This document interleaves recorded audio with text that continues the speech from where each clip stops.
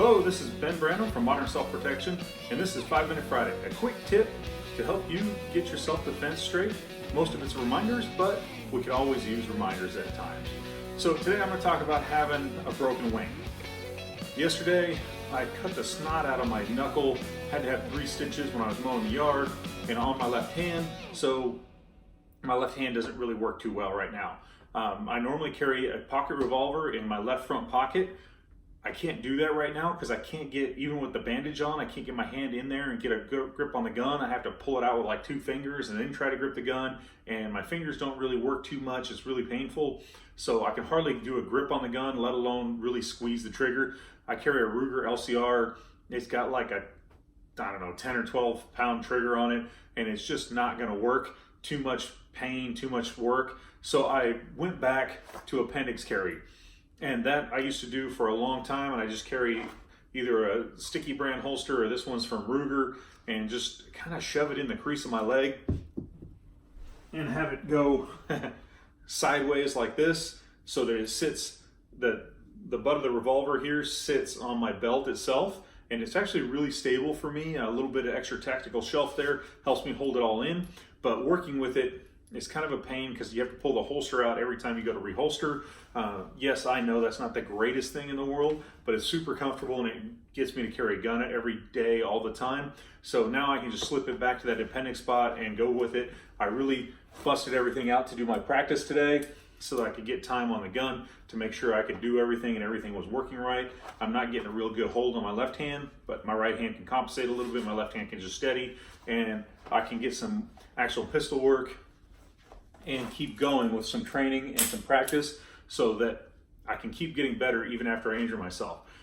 Anytime you get an injury or something happens, surgery, anything on one of your limbs, your arms, you need to practice all this stuff. You need to put on your gear and you need to do dry practice to make sure that it's not affecting you. I'd also like to go do live practice so that I make sure that this is not affecting me really painfully, but I can put that off. It's only 10 days till I get the stitches out, and I should be as good as new. Just a cool new scar on the top of my knuckle, which is always cool, right? Chicks dig scars. But I just couldn't make it work on my left side. I can't make the grip, and I can't make the trigger work at all. It's super painful to even try to do it. So I got to alter my carry a little bit, and when I'm altering my carry, I'm in here practicing to make sure that everything works and that I still remember how to draw the gun and everything. And you see if your gear works too.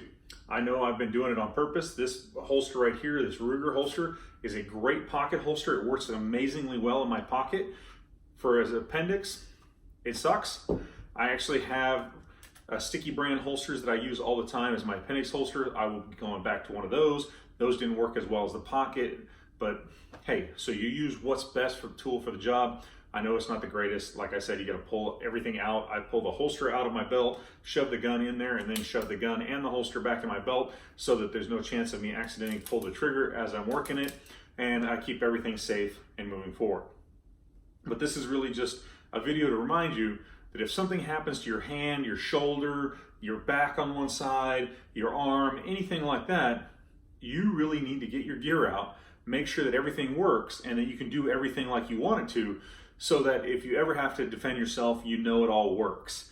Before I got out and started training yesterday evening, I actually, had to pull the gun out afterwards because I was dressed like this, t-shirt, jeans, that's what I always wear. Go down to the urgent care, get my stitches, gun was still there, come back to get the gun out. That was super painful and super hard.